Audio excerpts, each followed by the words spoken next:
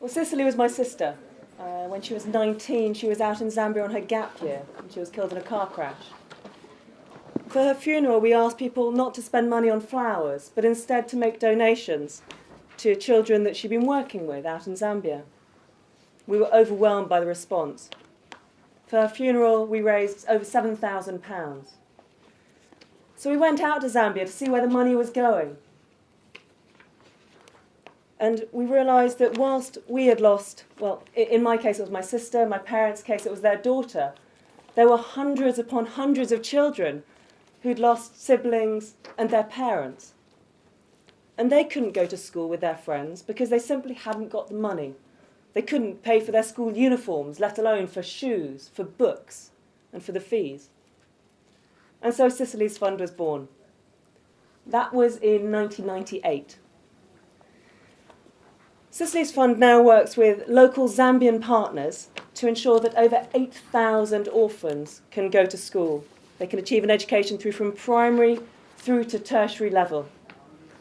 I'm a trustee. My day job is actually a lawyer, but Molly's the director, so I'm going to ask her to field all the difficult questions afterwards. In terms of an overview, why education? Well, we believe that education gives children hope for a better future. In terms of health, it is a proven HIV prevention strategy. Zambia is one of the poorest countries in the world. There is 1.3 million orphans. That's a tenth of the Zambian population. And studies show that for every year that a child spends in education, their chance of contracting HIV decreases by 7%. So education is an health education is HIV prevention strategy. Education is also incredibly important, of course, in terms of their ability to become self-sufficient. And self-sufficiency, of course, is one of the buzzwords of TIFIN. But to find employment, to survive, it's a country of huge unemployment. Zambia's formal job market is incredibly competitive. There's actually only 20% employment. So that's 80% of school leavers who don't get jobs. But without education, children have little hope for a brighter future. Most orphans drop out of school for lack of adult help and for funding. And there's also a stigma attached to your parents dying of HIV. And so all too often, children have to turn to other ways to live, often prostitution or destitution. And there's an increased risk of contracting HIV. We help them to stay in school. And they are extraordinary children. They don't want to be seen as victims. They want to be self-sufficient. They want to be seen as self-reliant and bright and hopeful. But as you can imagine, as these extraordinary young adults who have overcome so many hurdles to get through primary school, to get through secondary school, to get past all of those hurdles that life has put in front of them, they then get to the point where they pass their exams, they turn to us and say, what next? Tertiary education is £1,000 per year. It's beyond the reach of these children. And it's for this that we're going to ask for your help tonight.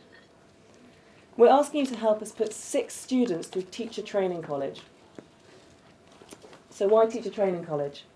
Well, it's obvious. Teachers are a vital resource for any country, and particularly in Zambia, where, due to HIV, they're in short supply. To put it bluntly, many teachers have died.